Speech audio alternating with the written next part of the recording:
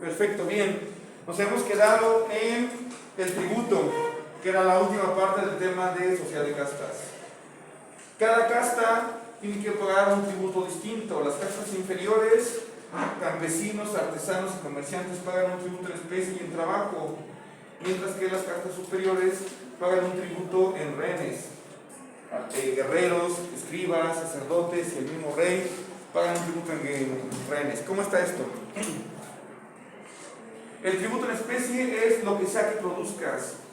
Si eres campesino, llevar algo de tus alimentos. Si eres artesano, algo de las manufacturas que produces. Si eres comerciante, algo de los productos que comercias. Ese tributo que se entrega funciona para que el gobierno pueda operar. De ahí sacan recursos, por ejemplo, si hay una sequía y la población necesita alimento, del mismo tributo que han pagado, sacan recursos de sus almacenes y con eso alimenta a la población un tiempo en lo que se repone de la sequía o de la plaga que ha afectado sus cultivos. Si estalla una guerra, por ejemplo, y hay que enviar tropas, esas tropas necesitan alimento. Durante el tiempo que estén en combate, reciben alimento del tributo en especie. Toda la población, sobre todo específicamente las castas inferiores, pagan un tributo directamente al rey. Y el rey lo utiliza a discreción. Evidentemente, una buena parte de ese tributo se destina al propio rey para que viva con lujos él y su familia. Habrá unos reyes que tengan mejores o mayor acceso a la riqueza, por ejemplo, pero sin importar cuánto de ese tributo en especie se destine para la vida del rey, la mayor parte sigue siendo para que el gobierno funcione, para los gastos militares, fortificaciones, para construir cosas, edificios que se necesiten en la ciudad, puentes, acueductos, etc. El tributo en trabajo también lo pagan las castas inferiores, en particular los campesinos, pero este se divide en dos tipos. Un tributo en obras, que son básicamente enviar, cada gens está obligada a enviar una parte específica del tributo. Y aquí es un elemento importante. El tributo funciona como una suerte de impuesto, pero no es un impuesto. El impuesto como tal lo paga un ciudadano. El tributo lo paga un súbdito.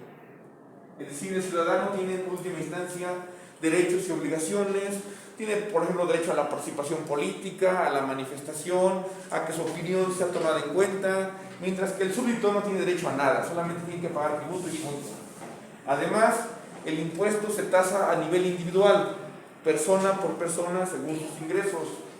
El tributo no se tasa de forma individual, el tributo se tasa de manera colectiva, por gens.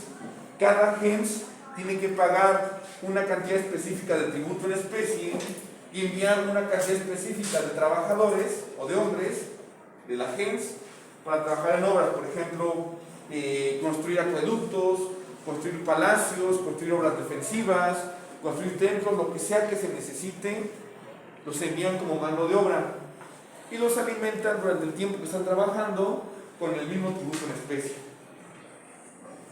También hay un tributo para la guerra. Ciertamente hay una casta guerrera, pero esa casta guerrera pues es apenas una élite, son apenas una parte de las Fuerzas Armadas. Solitos no bastan para una campaña militar, hace falta reclutar tropas de entre los campesinos y se les recluta mediante un tributo en trabajo, en este caso para la guerra. Esos campesinos igual pasan una temporada en combate, lo que dure la campaña militar, normalmente máximo un año, muchas veces ni siquiera el año. Y lo mismo, durante el tiempo que están en combate, durante esa campaña, reciben alimentos del tributo en especie. Ahora, durante el tiempo que cada gens envía a trabajadores o a campesinos como guerreros, pues esos campesinos que están trabajando en obras o que están combatiendo en lugares lejanos, pues no pueden trabajar sus tierras. No pueden trabajar sus tierras y no pueden alimentar a su familia. Su familia quedaría en el desamparo total. Pero aquí interviene de nuevo la gens. Recuerden que la gens tiene entre sus características ¿Qué características tiene la gens?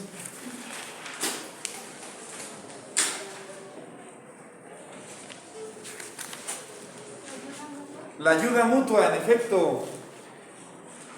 Si un campesino se va a trabajar en las obras públicas o se va a la guerra y no puede trabajar su campo, su parcela para alimentar a su familia, el resto de la gente interviene para ayudarlo, ya sea que alimenten directamente a su esposa y a sus hijos o que le trabajen sus tierras en lo que él no está.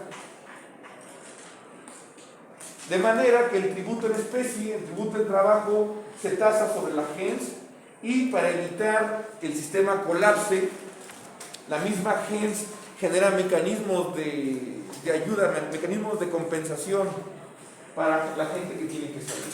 Ahora, hasta aquí, tributo en especie y tributo en trabajo que pagan las castas inferiores. Las castas superiores son las únicas que pagan tributo en rehenes, y no pagan tampoco las castas superiores ni especie ni trabajo, porque pues ni trabajan ni generan productos. ¿Cómo está esto del tributo en rehenes? Supongamos que tenemos un reino de la antigüedad que se llama el 161. Ese reino tiene pues su rey, tiene su casta guerrera, su casta sacerdotal, sus castas de escribas, de comerciantes, artesanos y campesinos. Y deciden lanzarse a la conquista del reino de, digamos, 154. Y los logran conquistar. Pero les preocupa que el 154 se levante en armas contra el 161. No pueden mantener tropas de manera permanente vigilándolos. Los conquistan, pero eventualmente las tropas se tienen que regresar. Aquí es donde entra el tributo en rehenes. A las castas superiores, al rey, a los sacerdotes, a los escribas y a los guerreros, se les exige que entreguen a sus hijos como rehenes y sean llevados hasta el 161. ¿Qué es lo que pasa aquí? Si el rey o sus nobles quieren levantarse en armas o organizar una rebelión, la amenaza es: te levantas en armas y matamos a tus hijos que están como rehenes en el 161. Eso de momento garantiza que pues no se levanten en armas, al menos al inicio. Pero el sistema de tributo en rehenes funciona para más cosas. El rey se lleva a los hijos del 154, a los hijos de los nobles del 154, tanto muchachos como muchachas.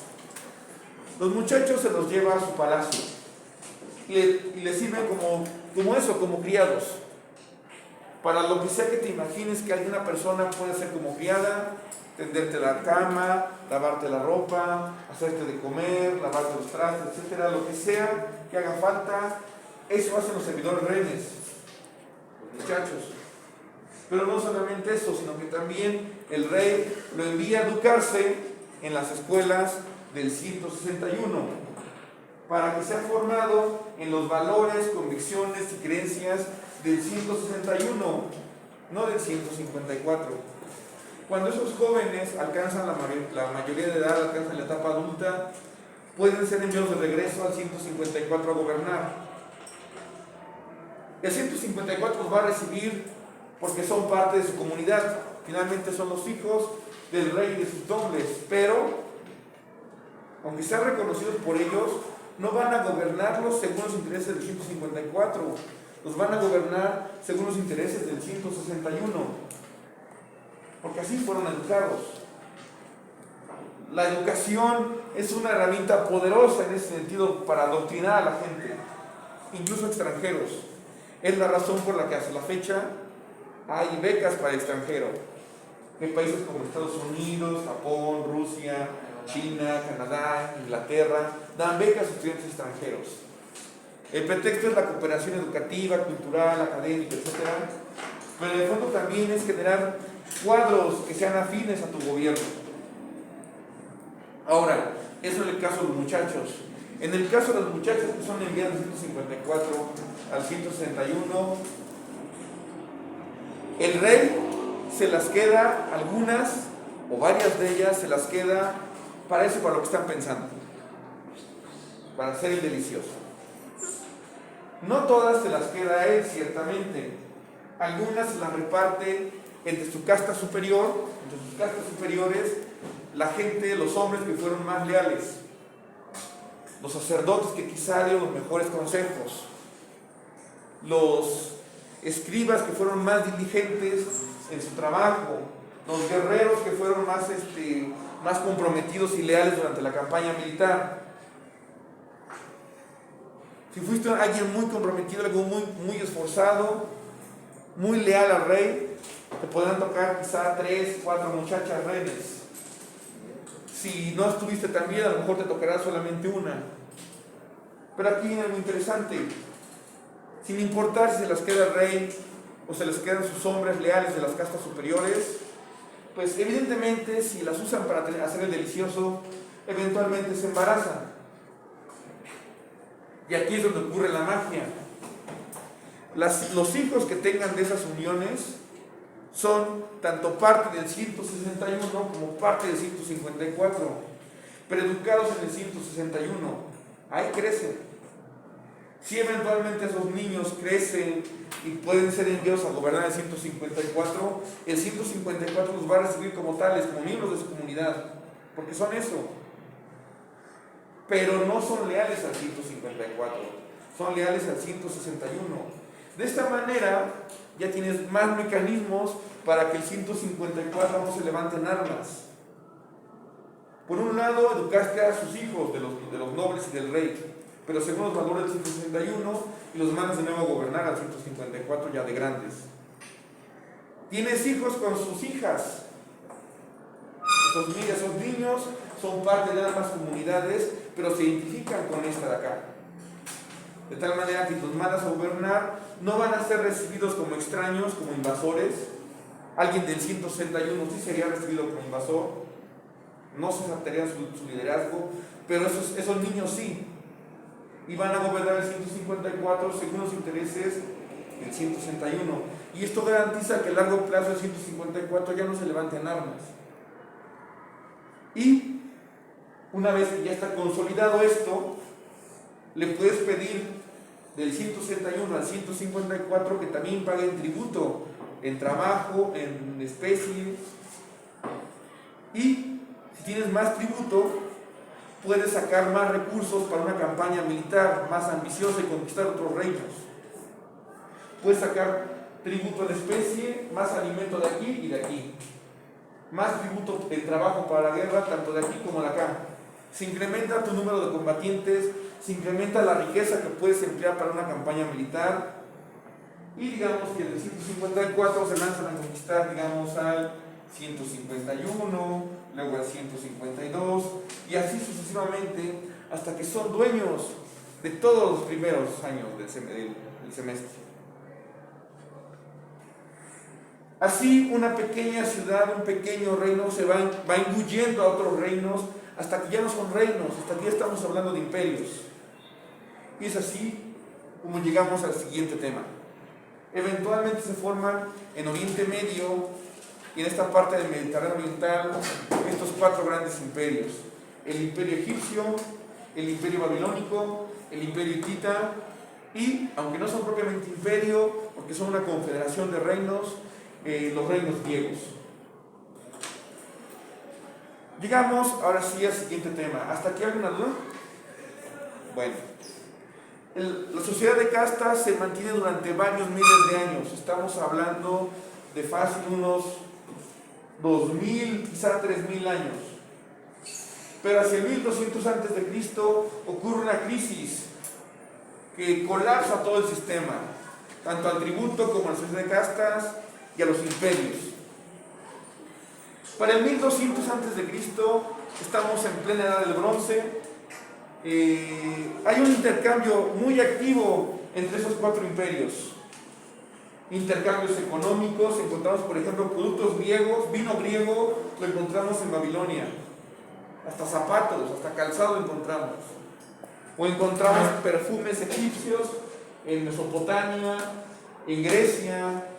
Hay intercambios ahí. Encontramos también muchas veces barcos naufragados de la época que evidencia que era lo que comerciaban: aceites, perfumes, vinos, minerales como el lapislázuli, joyas. Permítanme tantito.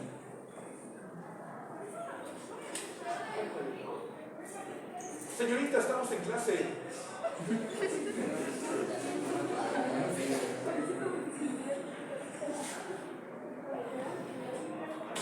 Bien. Bueno, entonces hay un comercio intenso, pero no solamente es un comercio, sino que también hay vínculos hasta culturales. Encontramos, por ejemplo, en Egipto, pinturas al fresco que evidencian técnicas surgidas en Grecia. No está claro si son pintores griegos que llegan a Egipto o egipcios que fueron educados en Grecia y llegan a pintar en Egipto. Sin importar cuál de los dos casos sea, ambos evidencian que hay intercambio de artistas, justamente para llevar ciertos estilos arquitectónicos, pictóricos, escultóricos, cerámicos, etc. Eso es un intercambio intenso, pero el intercambio no solamente ocurre de manera pacífica, hay también intercambio militar, hay zonas de conflicto entre estos grandes imperios. Una zona caliente es lo que hoy es Palestina, esta zona de aquí, que se le disputan el imperio hitita, Babilonia y Egipto. Pero también para el imperio hitita tiene una mala suerte, y es que también esta zona de aquí es una zona de conflicto con los griegos. Es la zona que se conoce como la Tróade. Ajá. La Tróade es la zona que rodea a la ciudad de Troya. Troya era parte del imperio hitita, y aquí es donde entra la historia de la guerra de Troya. Ahí está un poema, hay películas cada rato de Troya, y estas series en Netflix. Pero aquí el punto clave es este: la guerra de Troya, que enfrenta a troyanos y griegos, no solamente enfrenta a troyanos y griegos, sino también a los hititas. Están apoyando a Troya, que es parte de su imperio. Es una guerra larga, estamos hablando de que dura 10 años. Son 10 años donde hay que estar sacando tributo en especie para alimentar a las tropas y tributo en trabajo para sacar tropas. Estás debilitando tu base económica durante esos 10 años, y tanto hititas como griegos padecen esa situación. No solamente eso, sino que además, si ustedes leen la Ilíada y en particular la Odisea, la mayoría de los líderes griegos, de los reyes griegos, mueren en combate. La mayoría mueren y genera una crisis sucesoria en sus reinos. Otros no mueren, pero tardan mucho en regresar y también generan una crisis sucesoria. ¿Qué es eso? ¿Cómo, perdón? ¿Qué es eso? Crisis sucesoria, que digamos, está el rey, el heredero al trono. Es el caso, por ejemplo, de Aquiles. Muere en combate. Era el heredero al trono del rey Peleo. Peleo ya era un anciano y solamente tenía un hijo que era Aquiles. Era el único heredero. Peleo muere porque pues ya está anciano. Aquiles se muere porque ya no regresa. Y ya no queda quien para gobernar la ciudad. Los nobles, las castas superiores empiezan a pelear entre sí. Esas castas superiores tenemos entonces, habíamos dicho quién estaba hasta arriba. El rey. Luego abajo del rey. Escribas, guerreros, comerciantes, artesanos y campesinos.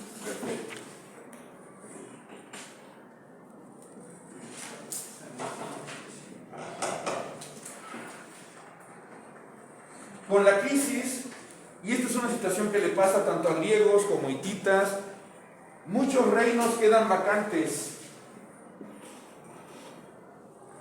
Y además, su base económica está muy mermada.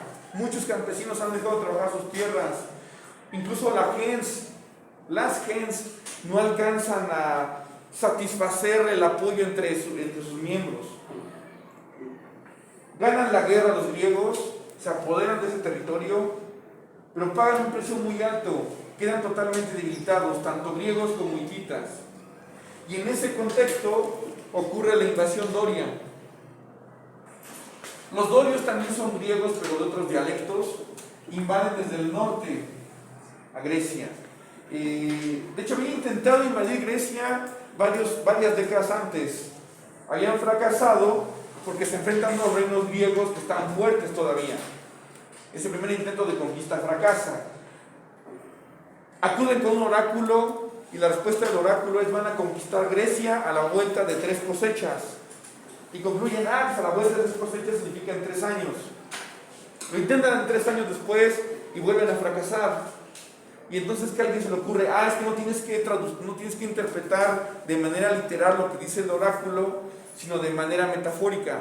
A la vuelta de 3 cosechas, a la vuelta de 3 generaciones. Es decir, nuestros nietos van a ser los que conquisten Grecia.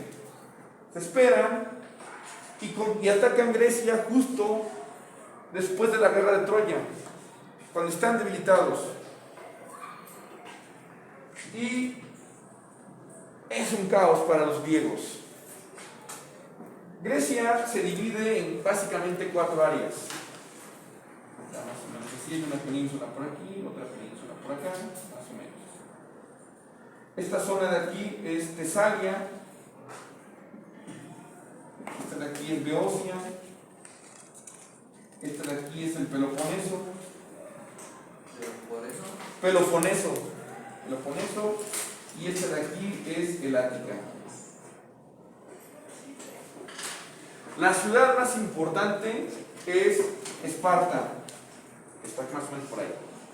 Esparta es la más importante porque el Peloponeso es la zona más rica de Grecia. Los dorios invaden y destruyen primero los reinos de Tesalia y de Beocia en una primera oleada. No dejan prácticamente a nadie, aniquilan casi a toda la población. Y son presa fácil porque están debilitados económicamente y porque no tienen un liderazgo claro. En una segunda etapa invaden el Peloponeso y también los reinos del Peloponeso son conquistados. Aquí ya no hay tanta destrucción como en estos de acá del norte, pero que sí hay suficiente destrucción, es decir, ya no aniquilan a todo el mundo, pero empiezan a tomar, por ejemplo, esclavos, prisioneros de guerra. La única zona que no es conquistada es el Ática, pero no porque se defiendan muy bien, sino porque es una zona bien pobre, es la más pobre de Grecia, y a los dorios pues, realmente no les interesa. Había más o menos como 4 reinos en el Ática, el más importante es el de Atenas. Atenas recibe a muchos de los que huyen de la invasión doria. En su mayoría huyen campesinos y artesanos, porque además en el proceso la base económica está muy mermada. Ya no hay suficiente tributo para alimentar a las castas superiores. Esas castas superiores además se ven enfrentadas a la situación de la invasión y muchos guerreros pues son eliminados del proceso. Los conquistadores, los dorios, no lo necesitan, estos hasta son un lastre. Eliminan también a otro grupo que ya no hace falta porque ya no se puede cobrar tributo, que son los escribas. Y eliminan también otro grupo que les parece superfluo, que son los sacerdotes. Los comerciantes como tal, no es que los eliminen, pero la guerra entre Grecia y Troya y todo el colapso económico que generan, colapsa también al comercio. Y la casta de comerciantes también desaparece. Solo quedan artesanos y campesinos que pueden pagar algo de tributo o ser esclavizados por los dorios. Los que son capturados, ese es su destino, convertirse en esclavos. Los que no son capturados, muchos huyen, y la mayoría pues huye hacia el Ática, en particular hacia Atenas, que es la única zona segura. Los atenienses les dan alojamiento por algún tiempo, los alimentan, pero pues son muchos, son miles o decenas de miles de refugiados, y no los puede atender a todos. Eventualmente mejor les dan barcos y los mandan a la zona recién conquistada de la Tróada. Esa zona se va a colonizar con griegos que vienen huyendo de las invasiones de los dorios. Pero no solamente son los dorios los que están invadiendo, también hay otro pueblo que no está identificado que invade el imperio hitita. E invade un imperio hitita que está igual de debilitado que los reinos griegos. Está igual que esto y pasa exactamente lo mismo. las castas superiores desaparecen, incluso desaparece la casta de comerciantes. Estas dos castas sobreviven esclavizadas y los que no son esclavizados buscan huir hacia el sur. Y aparentemente aquí comienza lo que se conoce como la invasión de los pueblos del mar. Griegos e hititas vienen huyendo de las invasiones de los bárbaros del norte, se empiezan a mover hacia esta zona de Palestina, se mueven incluso hacia Babilonia y hacia Egipto, y empiezan a arrasar a su vez con el territorio conquistado, buscando un lugar donde sentarse, donde alojarse, dado que pues su hogar ya fue destruido. El imperio hitita se colapsa, desaparece. Los reinos griegos, la mayoría pues también desaparecen. Incluso los reinos del Ática que no son conquistados, el sistema de castas también se colapsa igual. Babilonia también se colapsa. El único imperio que sobrevive es el imperio egipcio. Este logra detener el avance de los invasores del mar, los pueblos del mar, los detiene, los manda a la fregada, los derrota en una batalla, pero incluso el imperio egipcio queda tan debilitado que también este imperio se colapsa. Había solamente un faraón en ese entonces, salud, Ramsés II. Ramsés II detiene la invasión, pero muy pronto todo ese imperio se empieza a fragmentar, empiezan a aparecer nuevos faraones por todos lados y no los puede someter a todos. O aparecen pueblos, o más bien desaparecen pueblos que forman parte del imperio egipcio y que abandonan el imperio, que se dan la fuga. Es el caso, por ejemplo, del pueblo hebreo. Es en este contexto de la crisis de 1200 que los hebreos salen de Egipto hacia Palestina. Y el faraón no tiene forma de impedírselo. No tiene suficientes recursos para hacerle frente. Al final, todos los imperios desaparecen y empieza a darse un nuevo fenómeno. Desaparece el tributo en trabajo, en especie, en rehenes. Pero las guerras no terminan. La violencia se generaliza en todo el Oriente Mediterráneo Oriental. Hay guerras aquí, hay guerras acá, en todos lados. Y hay una búsqueda de estar combatiendo, pero ya no son las conquistas de la sociedad de castas. De hecho, la sociedad de castas, como vimos, se colapsa, desaparece como tal. La sociedad gentilicia todavía se mantiene, pero también incluso eventualmente la sociedad gentilicia se va a colapsar. Quedan solamente estos y tienen que defenderse de las agresiones de todo el mundo. Estos también tienen que hacer la guerra y hacen la guerra por un botín. Ya no hay conquistas, ya no hay forma de cobrar tributo, solamente van por un botín. Y ese botín hay de tres tipos. Primero, animales, cosas que se puedan llevar. El botín consiste básicamente en cosas que se pueden llevar, o seres que se pueden llevar. En primer lugar, animales, los que sean, son fuente de alimento, son fuente de riqueza como tal. Segundo lugar, metales. De hecho, con la crisis de 1200 se acaba la edad de bronce y comienza la edad de hierro. El bronce es un metal muy complicado de conseguir, porque hay que conseguir otros dos minerales, estaño y cobre, si no me equivoco. Hay que hacer una aleación y es difícil producir suficiente bronce.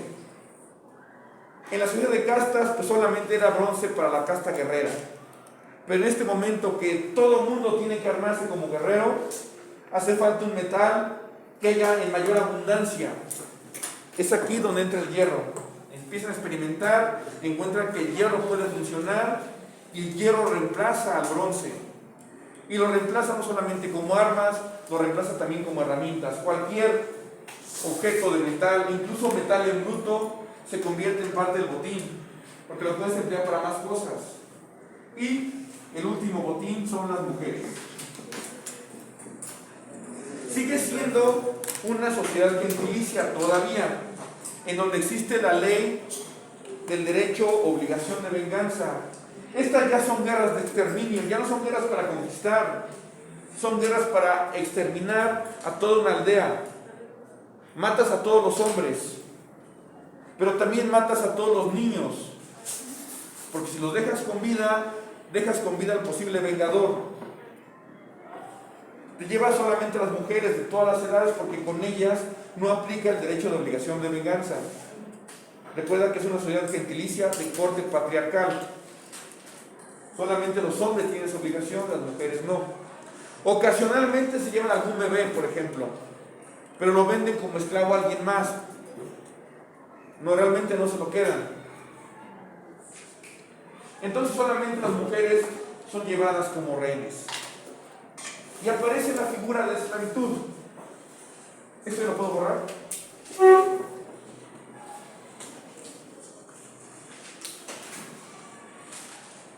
Y con la esclavitud aparece un concepto que no existía antes, que medio lo hablamos, pero dijimos que íbamos a abordar hoy, que es el de propiedad. Hasta entonces solamente había existido la posesión.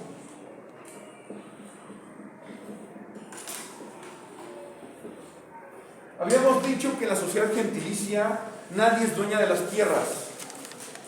A nadie le pertenecen las tierras más que a la gens. Que las personas solamente tenían ciertos derechos sobre las cosas. Básicamente derecho de uso de la cosa y derecho de disfrute de la cosa. Y les ponía el ejemplo de sus bancas. Ustedes en este momento tienen derecho de usar la banca para tomar la clase, de disfrutar la banca si les doy un descanso.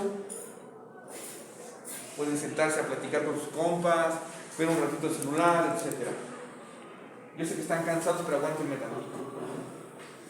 Y hasta ahí se acaba el derecho de uso y de disfrute. Los derechos de propiedad son tres.